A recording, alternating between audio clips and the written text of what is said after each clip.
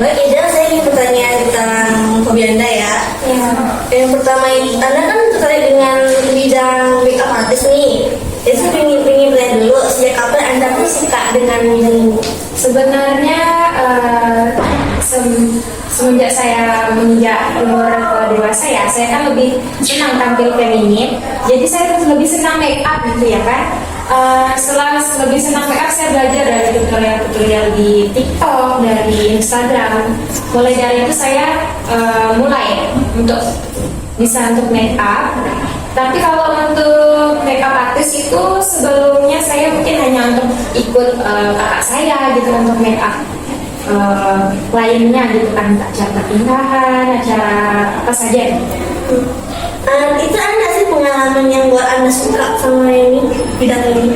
Untuk pengalamannya sih itulah, awalnya saya tuh lihat-lihat dari TikTok gitu kan, oh cantik banget ini kan make up kayak gini, jadi saya tertarik gitu. Nah itu saya ingin tanya, kan ada yang kayak dibilang perias dengan diambil artis nih. Karena saya tuh pernah dengar sesi dua yang sama, jadi saya kayak pengen tahu ya beda di mana, beda perias dengan artis ini. Kalau menurut saya sih, kalau perias itu dia menjual banyak seperti dekorasi, make up gitu kan, dekorasi untuk misalnya pernikahan, segala untuk tunangan atau acara lainnya. Kalau untuk MUA ini biasanya hanya merias kliennya, make up untuk kliennya. Itu ada sih kayak make up yang bisa Anda pakai ya, yang Anda pro banget loh. Belum sih sejauh ini, masih yang basic-basic dulu. Terus kalau untuk make up itu berapa lama biasanya? Make up itu tergantung tingkat kesulitannya. Misalnya bisa 2 jam, bisa 3 jam gitu, ataupun lebih biasanya. Terus sih mau tanya nih, kan biasanya kan kalau yang pakai jas yang sama kan hasilnya kan beda nih. Nanti tuh ada yang si A ini pakai yang sama, cuma tuh nggak akan lama kan. Cuma kalau dia pakai ini malah dia tuh petah nih di muka, itu gimana sih? Biasanya itu tergantung dari wajah seorang tersebut ya. Biasanya kan ada yang misalnya pakai krim dokter, krim perawatan gitu kan. Jadi itu buat make upnya tuh nggak nempel gitu. Make upnya itu seperti foundationnya. Nah kalau misalnya untuk pertahanannya itu bisa dari semua itu bisa apa sih diakalin gitu kan, primernya atau skincare-nya gitu. Saya nanya gajinya berapa sih kalau untuk MUA satu orang itu? Gajinya sih tergantung job ya. Kalau job besar itu bisa lah jutaan. Tapi kalau untuk yang job misalnya untuk make up wisuda, make up tunangan itu mungkin hanya beberapa ratus.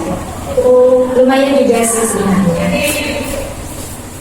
Itu faktor yang harus dipilih dalam MUA tuh apa? Kayak cara bentuk hafal mukanya kah? Apakah kayak Itu harus punya skill tersendiri sih. Misalnya kita mengatasi misalnya muka lainnya itu terlalu berminyak, mukanya kering lontang, terus bentuk mukanya misalnya kalau misalnya bentuknya apa ya, mukanya ini cabi atau kotak bagian orang ini, kita bisa pakai kontur untuk apa, menyesuaikan bentuk mukanya ini.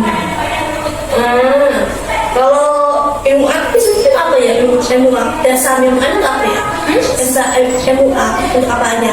Biasanya sih bisa untuk itu apa, pernikahan bisa, untuk wisuda bisa, untuk tunangan juga bisa kan. Sebenarnya banyak sih MUA-nya untuk apa aja bisa. Misalnya kita mau ada acara-acara formal misalnya seperti itu. Saya minta saran nih, kalau untuk orang-orang yang baca entry ini ya, kan karena banyak mau jadi MUA juga nih, ada sih kayak Anda punya saran untuk mereka itu? Kalau menurut saya sih, karena saya juga masih proses belajar ya, karena saya juga masih kadang ikut kakak saya untuk belajar kadang. Kamu make up ini seperti ini kayak gitu kan. Kalau menurut saya sih yang mau jadi MUA itu hanya harus perlu banyak belajar juga untuk hasil yang maksimal, hasil yang bagus. Oke, terima kasih